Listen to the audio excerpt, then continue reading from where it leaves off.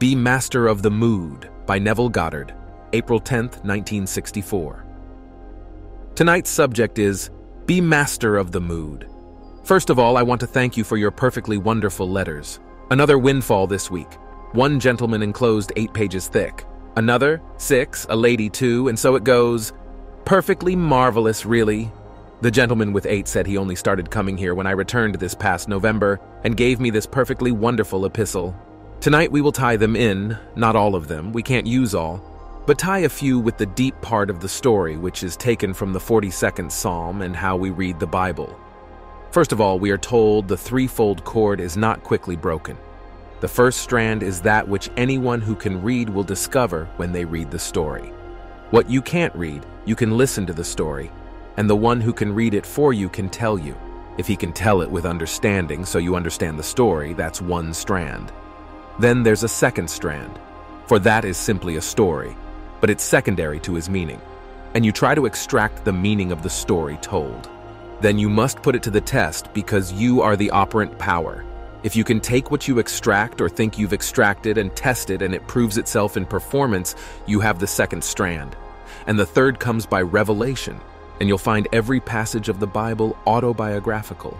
Every chapter of the Bible will be seen eventually in an autobiographical manner.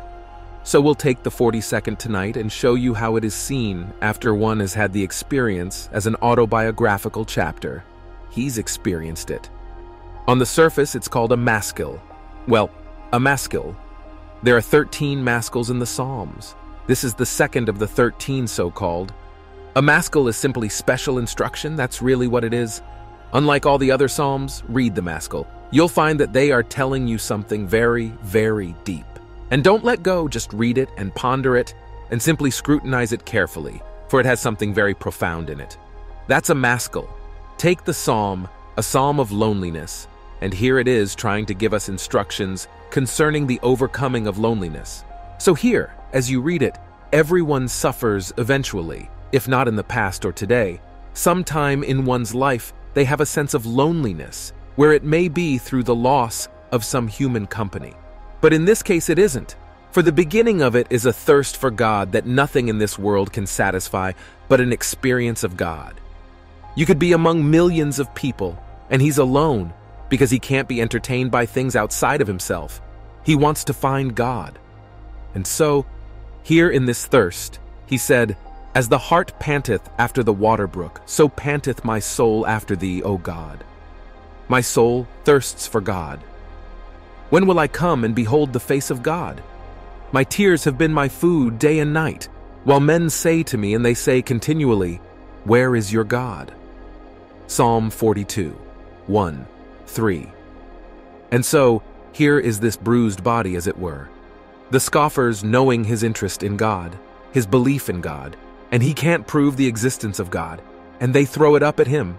He has not a thing to prove the existence of God, the reality of God, yet he cannot quench the thirst with anything that happens on the outside. It's a thirst for God that only an experience of God can satisfy. So here, first of all, he confesses his own sorrow, and then he tries to urge his soul to find rest and hope in the certainty of God.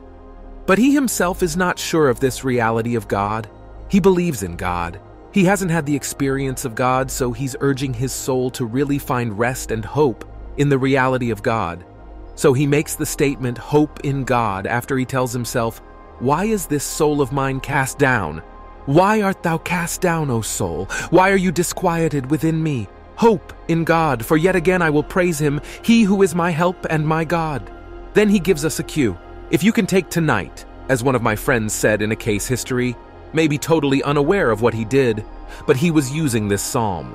So in this he gives us a cue, that if in this self-communion I find no rest, I cannot in some strange way find the peace that I seek, then I could, by consultation with the past, find it. And so he said, "These things I remember, as I pour out my soul." And then he itemizes the things that he remembers. The first one he remembers, how I went with the throng and how I led them in procession to the house of God. And then the crowds, they were gay crowds, and they sang these songs of praise and thanksgiving, and it was a multitude, not just a few, a multitude keeping festival. Verse 4. He remembers that, so he claims. But that was not the satisfying experience that he wanted of God, and everyone wants it. Well, here I'll tell one story and how this gentleman used this unwittingly. For if I cannot by self-communion find the peace that I seek, then I can employ this communion with time, consultation with the past. So he writes this story. I can only take 3 of his stories. The first one, he said, I wanted really seriously to have my son say to me, "You're the greatest dad in the world." And so that night before I retired, I simply imagined that I heard his voice and he said to me, "You're the greatest dad in the world." I did it twice. I told no one and then dropped it. On Christmas morning, when I opened the presents and opened my son's present to me, he had bought it himself with his own money, a present he wanted only for me. It wasn't something that could be shared with my wife, just my present. It was a gold-plated cup on a wooden bowl, and on the wooden bowl there was brass for some inscription, and on it he had it inscribed, "The world's greatest dad." Now, he said he kept it to himself. He didn't mention it to anyone, not even to his wife. Just simply inwardly he imagined it. He assumed that he heard it, told no one, and did it twice. Then he said, "The same month of December, I went to the grocery store, and as I went through the door, here was a friend of my son. This chap is called Gary. He was selling mistletoe. He didn't look very happy about it, and so I said, 'Gary, how are sales going?' He said, 'They aren't going very well.' When I got outside by myself, I went into the silence and I heard my son say to me that Gary sold all the mistletoe and he made a profit of $14. So, he said, I can't tell you why I picked out $14, other than the boy is only 12 and I thought $14 profit was good for this time. It's enough for a lad of 12. And so I just said, I heard my son say he sold all the mistletoe and he made a profit of $14. Well, 2 days before Christmas, when I came into the living room, I noticed among the decorations some holly, and I inquired, "Well, where did the holly come from?" My son said, "Well, Gary had some left over and he gave me some holly." So then I asked, "What happened to the mistletoe?" "Oh," he said, "he sold all the mistletoe and he made a profit of $14. Well, now these are 2. Now this is where his consultation with time comes in. He said, "At my home, looking from my dining room, I could see in the past a beautiful landscaped hillside, about a quarter of a mile away. And then the neighbor next door grew bamboo, and the bamboo came up 6 to 8 feet above my hedge and blocked off completely this lovely view of mine. And all the benefit I got from the bamboo, when the wind blew, I got all the leaves. And so I didn't want to do anything about it physically or say anything to my neighbor, but I sat at my dining room table. Again, I did not tell anyone what I am doing or what I did, but I saw the past. That is, I saw that hillside as it used to be seen by me, sitting just where I'm sitting now. I saw it clearly in my mind's eye, because I closed eyes to the obvious, and in my imagination I recalled the scene of the past, and felt satisfied in seeing that same wonderful, beautiful scene of the past. 10 days later, when I came home, my wife said to me, "Have you heard the news?" And I wondered, "What news?" She said, "Our neighbor is going to cut down the bamboo." Well, in the immediate present, the neighbor took down the bamboo, and he said, strangely enough, it was so detailed in keeping with my image, where mine would go over now and take my vision and put it over the fence. There is still bamboo out there, lots of it, but only the bamboo that blocked my vision. Only that was removed, in keeping with exactly what I did seated at my dining room table. Then he goes on and gives me another 5 perfectly marvelous ones. But here, these 5 prophets, he's telling us to consult with the past. He said, "These things I remember," and they're only joyful things among the things that he remembered. Not one sad note in the things remembered. So if I, by communing with myself, cannot dispel the loneliness, then I can just fall upon another aid and remember something lovely in my life, something perfectly marvelous, and once more consult with the past and put myself into that state. For I'm just moving from one state into another state. And so that's what he did in this 3rd case history. But here's another one. And you watch this because you must get intense about it. A gentleman who is in the audience tonight, he writes this, that he finds, of course, he's an artist, and so maybe he has to fire his imagination with some peculiar twist. As he said, a negative twist. And so, this is what I do. I stand in a long line for a deposit in the bank and the very last, and I'm annoyed. I'm annoyed that I have to wait in this long line to make a big fat deposit. And so I get a kick out of my own annoyance because I'm annoyed that I have a big fat check in my hand to deposit at the end of this long line. He said, that's the twist in my mind. And so I'll go back 8 years. I was new to TV 8 years ago. And so one day I discovered my house needed painting when, at the moment, I didn't have the funds for a real job of painting the house. And so this is what I did. I imagined the house painted. I was annoyed with the painters at the window. They could see me taking a shower. That annoyed me that they could look right on me and see me taking a shower. And then I saw and could smell the wet paint. Then I took my hand, all in my imagination, and put it on the paint.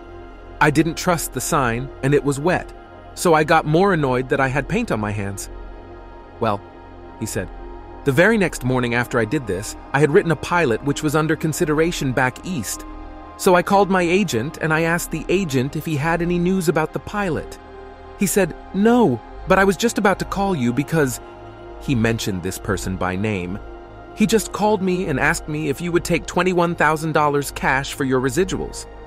Well, he said, at the moment, I didn't know I had residuals. I was so new in the business, I didn't realize I had residuals coming from things already shot. But this man appeared, bought out his partner. He's a producer, undoubtedly. He bought out his partner and was trying to buy out everyone connected with this series and hold it all for himself, and was trying to get it for 50 cents on the dollar. So my agent said to me, knowing this man's attitude towards money and how he operates, I'm going to suggest that you take this $21,000 and just run like a thief because just take it. Take the $21,000. So he said, I did. And to my knowledge, I don't think anyone else in the series ever received anything from their residuals. But he said, I was so new in the business, I didn't realize I had residuals. So the house was painted. So he annoys, if you want to, get annoyed. If it will make you annoyed to put your hand on wet paint when you can't afford the paint. But if you put your hand on wet paint, the paint must be there. And if you're going to get annoyed because you have a long line waiting for a deposit of a big fat check, well then, if that will do it, intensifying your imagination, then do it. For the thing is to get your imagination worked to the point where it becomes real to you. But he did it and he made it real. He used his sense of sight. He could see the man watching him while he was taking a shower. He could smell the paint, that's another sense. He could feel the wet paint, that's another sense. And with his very annoyance, took these senses and raised them to the nth degree. And then it worked and worked quickly. So, in 24 hours there was 21,000 cash waiting for him, which he took. Now this is a cute one. I hope she's here tonight. But she wrote, she said, I'm a grandmother, and last fall I made arrangements to go to the South Pacific and to the Orient. So I said to my little granddaughter, 2 years old, what would you like Nanny to send you? Well, she discussed it with her mother, and together they came up with this request, a kangaroo, but a stuffed kangaroo. I said, all right, a stuffed kangaroo. So when I got to Australia, I looked at all the toys and I didn't like the kangaroos, so I sent her a little polar bear. I wrote the mother what I had done. So when the mother read the letter to the little child, only 2 years old, she said, I don't want a bear, I want a kangaroo. In the meanwhile, she had been talking all the time about her little kangaroo. She told her mother, her friends, anyone who would listen to her only about the kangaroo. So when this lady came back, she heard anew that her granddaughter was greatly disappointed in this little bear. In fact, wouldn't want it, really. But the bear hadn't yet arrived. 2 weeks later, the bear came, and the little girl didn't want it. She would have not a thing to do with it. And 48 hours later, a package addressed to this little girl arrived. It was a stuffed kangaroo. And the little girl said, I knew that Nanny bought me a kangaroo. The grandmother said to me in her letter, I never did. I never bought a kangaroo for her. I only bought and paid for one thing, and that was the little bear. Now, while I was gone, she, in her imagination, only accepted the kangaroo. So 6,000 miles away, some stock clerk is trying to explain the loss of a kangaroo. And the culprit is a little 2-year-old girl right here in the city. And so these are the stories that came in the week's mail, all sheer fantasy, all based upon this conscious use of one's imagination to create reality. But we are the operant power. It doesn't operate itself. When you know what to do, well, then you do it. Now we go back to the great Psalm. He paints this most wonderful story of something that he remembered, this thing he remembered. These things I remember. And then he said, as I pour out my soul, and he starts with joining this enormous crowd, and he led them. I led them to the house of God. He led a procession to the house of God, and they were all joyful, singing praises of gladness and thanksgiving to God. And then he saw this enormous multitude, a huge multitude in a festive light, keeping festival. I tell you, the day will come, and you open that Bible and look at it, you will be looking at it through the eyes of one who experienced it. That's autobiographical. This comes first, long before the kind of experience he wanted. But not a thing could satisfy him. He wanted an actual experience of God. But in this, you don't see God. He wants to see God. He said, "When will I come and behold the face of God?" That experience, you do not see God. You only hear God's voice. And so in this wonderful festive mood where there are unnumbered, you can't number them, multitudes, and all moving towards the house of God, this wonderful sanctuary, and you having the experience, you will lead them. You will actually be the leader, the dominant character in that entire drama. And you will hear a voice, and the voice is the voice of authority, the voice of God. And the voice will say, "And God walks with them." One of the crowd of this wonderful, gay, praising crowd will ask the voice, you don't see the face, "If God walks with us, where is he?" And the same voice will come back at your side. And this one, who is only a projection of yourself, the whole vast world is yourself made visible. And this one will only respond and echo that which is taking place in you. Because the voice is now going to answer. Because she is going to look right in your eyes and she's going to call you by name. The name that you respond to here, John, Robert, whatever the name is. And she's going to say, "What? Is Robert God?" And the voice will respond, "Yes," in the act of waking. And she'll be hysterical. You know why? Because you can't believe it. It is too great. You can't conceive that you really are God in the act of waking. And so she had to respond in kind. Because you doubt, and so she has to doubt. And she only reflects that theme, not concern so much as unbelief that is so great. And then the voice will speak from the depths of your own soul, and this is what you will hear. "I laid myself down within you to sleep, and as I slept, I dreamed a dream. I dreamed..." And then you will know the end of the sentence. He's dreaming that he's you. That's why all of this is taking place. He's taking you towards his holy place. And you will wake with an experience of the crucifixion. Your hands, your feet, your head, and your side will be whirling vortices, each a vortex, and you will be nailed upon this body, and awake on your bed where you had left it when you started the journey. So when you relive that, you will see it autobiographically. Whole thing is talking about your own experience. 10 years later will come the experiences the psalmist wanted. But bear in mind, he wasn't asking for it, because the psalmist only received the dictation. As we're told in the book of Peter that no prophecy of Scripture ever came by the impulse of man, but men moved by the Holy Spirit spoke from God. So men are organized by divine providence for spiritual communication, and these are called the prophets. They take it down, not knowing what they're taking down. So on one level you can read the story and much of it doesn't make sense. Then you read it and try to extract its meaning. And that's when you take the meaning extracted and put it to the test and make it prove itself in the testing as the gentleman proved it without destroying anything. He didn't ask the neighbor to cut the bamboos down. The neighbor had the impulse, so he thought. But the neighbor's desire to cut them down originated in the vision, the imaginal vision of his neighbor, who saw clearly sitting in the dining room where before he was obstructed by these, well, about 6 or 8 feet tall bamboos above his fence. Now here is another one. This gentleman writes me that in 1933, going down the Danube from Vienna to Budapest, that he fell in love with the sight of Budapest, the lights of the night, and pledged himself that someday he would have a view just like that. So when he came back to America, He came straight to California and sought a home that would have a view comparable to this view, and he found one in the hills of Hollywood. He bought it for the view, just for the view. Well, he said he lived there for years, and recently someone planted poplar trees, and they grew up to the point where they just were blocking his lovely view which he lived for. Well, he saw the view and not the trees. He said, "Neville, did I misuse my imagination? Was it selfish of me? The trees died. Not all the trees, only the poplar trees that blocked my view. Every tree in that area that blocked my view, they died." And he had an orange tree, and for reasons not explained to me, the man chopped the orange tree down. "Now," he said, "I just noticed another little tree planted and the leaves are coming out.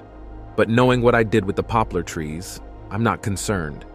He said, "I know, having had the experience of God, that God can't kill God, and God being love, God can't kill love.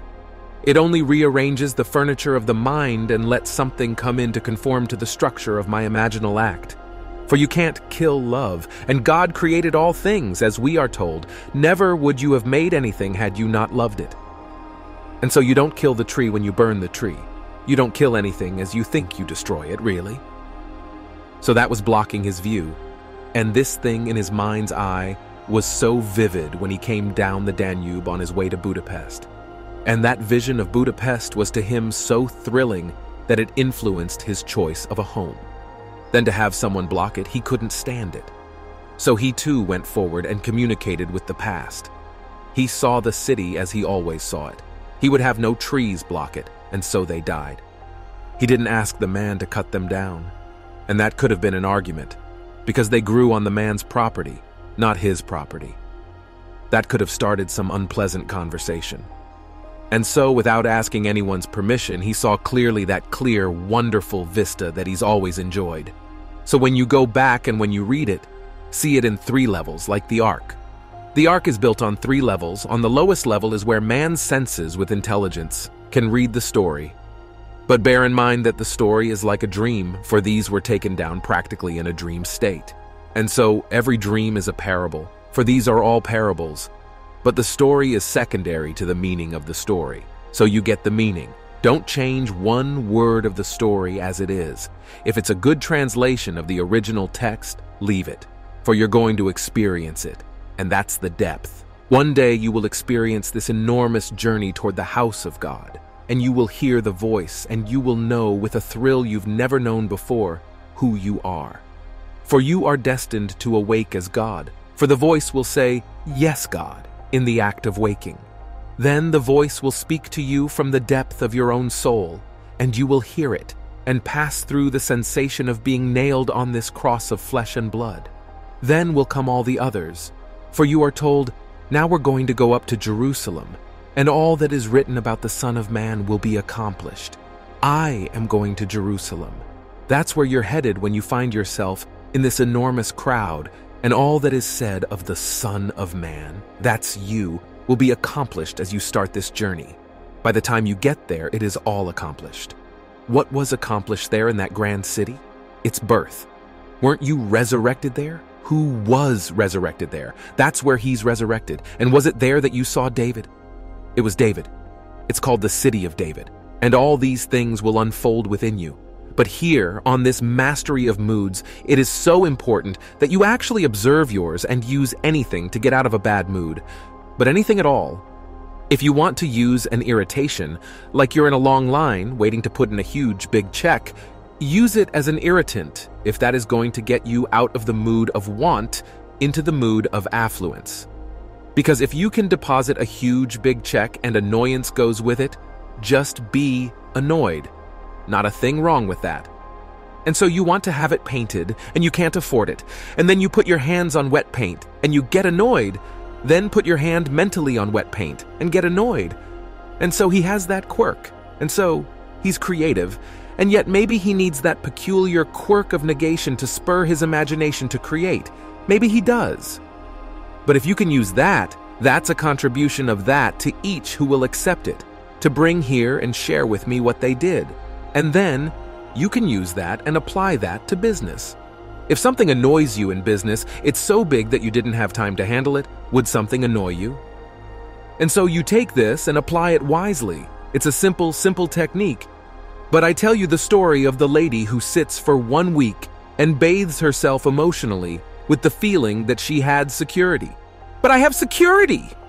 And she feels the way she would feel after she has confirmation of what the feeling is implying. Then one day after her 6 days of vigilance, she gets confirmation that she receives now $540 from this fixed annuity and then her Social Security.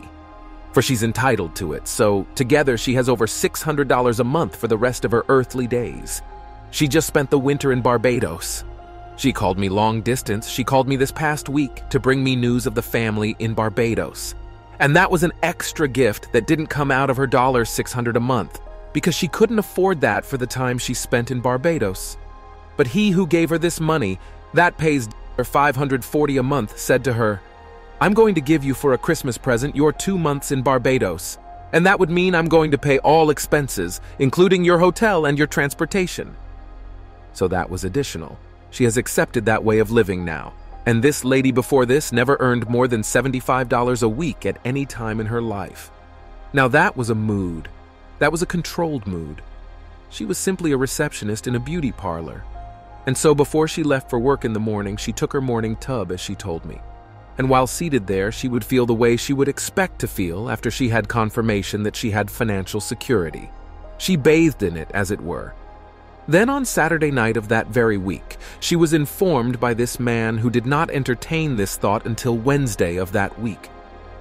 She started on Monday morning, and this man had said to her all through the years that he knew her, "I will never give you a nickel, so don't look forward to any money from me." They were friendly, they were friends, but he always said to her, "We have had fun together, I've paid for all the expenses in this world, like the theater and all these things. That's all you're getting from my world." And she believed it until I said to her the previous week, "Don't you read my books?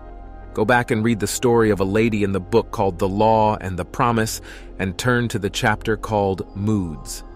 That lady was just about your age. She is 56, and you tell me sometimes you're 55. The next time you're 65, I don't know. So I would say you're both the same age. So you go back and read that book. But if you don't have time to read it, let me tell you what she did. So I told her exactly what the lady did.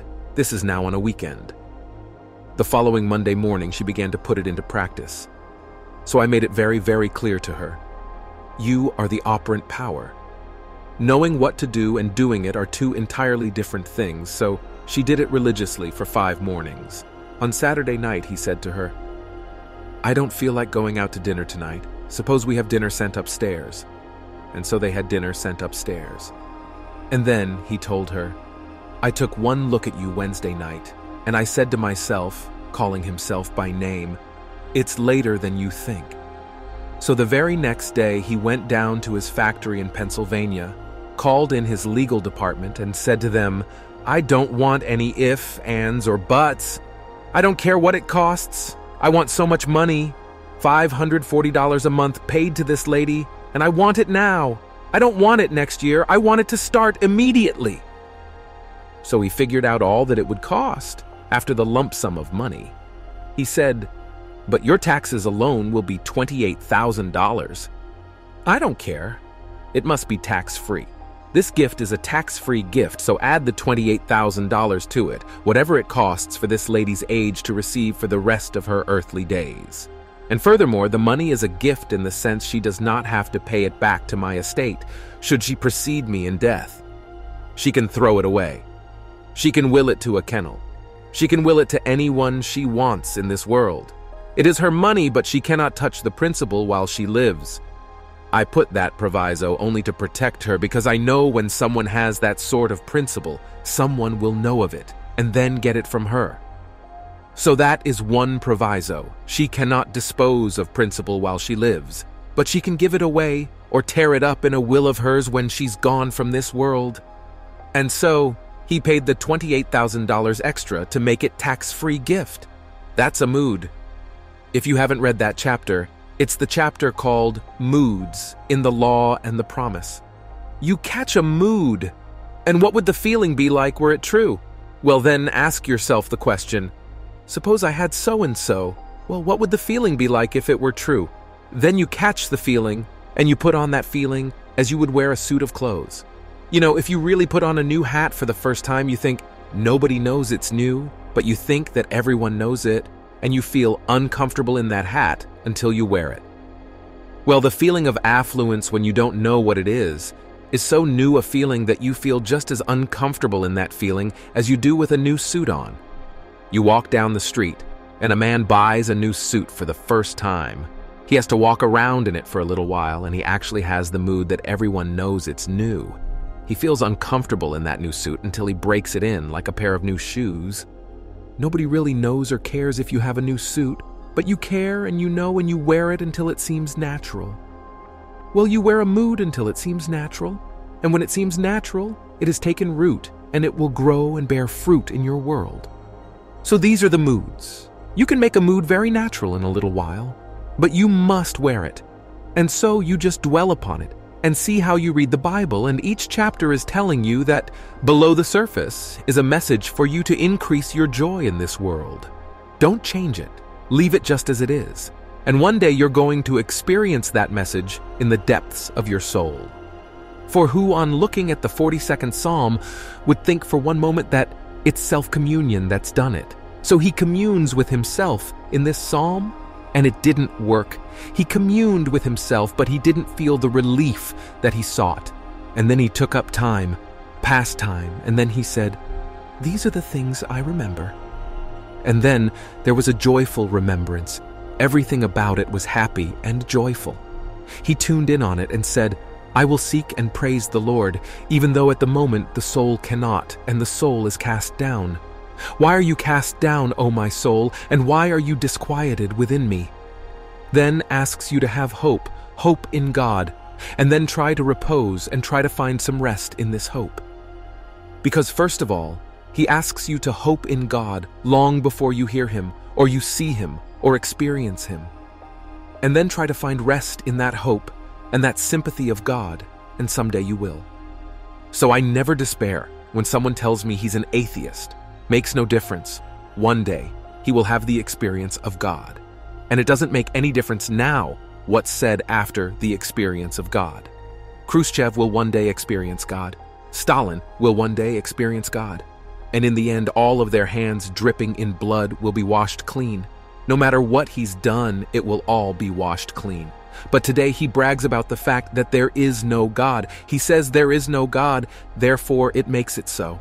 But I tell you, I know from experience not only there's God, but God is love, infinite love, so you can always approach him. And the day will come there's no one to approach because he has completed his gift, and his gift is to give you himself. Not some little piece or part of him, he's going to completely give you himself. That you can't then commune with him, you are he.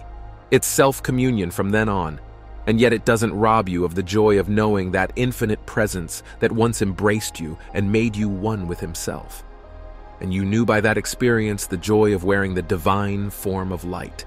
For love truly is the human form divine, and you once had the joy of wearing it.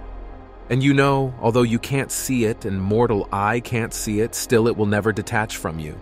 You are incorporated into that human form divine, and I can't see it, but you feel it.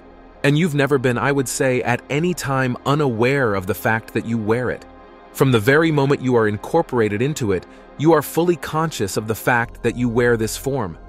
And things seemingly, well, they may be more sensitive than man, but many a bird has sensed it, many an animal has sensed it, and made you fully conscious of the fact that they are aware of it. And you can't even breathe it because it doesn't make sense to any normal person. But then, something that is actually a flying being, a bird, and that bird will be arrested in its tracks. That makes it very, very conscious of the fact, fully aware of the being that you are. And then I've had it happen time and time again, even to a little thrush. When I lived in Beverly Hills, this little thrush, every day of its life, I was there 10 months. It would bring me its gift. Its gift was a sprig. Come right up, follow my steps, look at me first to get my attention, and then drop it before me. Then one day, it got what it wanted. It wanted to get into my house, and so I let him. It walked around, perfectly tame, and then I opened the door and out he went again. But not one day did it fail to bring me a gift. The gift was to him a marvelous gift, a sprig. I didn't feed the bird, I didn't encourage it, I didn't feed it, but I was fully aware of its knowledge and what it knew. So Blake made the statement, "How do we know but every bird that cuts the airy wind is an infinite world of delight, closed by our senses?" 5. He was not alone in his vision of the bird world. Victor Hugo saw it and described it beautifully. Many a mystic sees it and describes it beautifully, but we think they are just simply birds. And every bird that cuts the airy wind is an immense world of delight, closed by our senses. 5. Man has no idea what is prepared for him when the gift is completed and his eye is opened and he's wearing the human form divine. But in the meanwhile, use these moods wisely. Take any person and put yourself in a good mood relative to them. Help them. Help every being in this world and do it lovingly. Costs you nothing.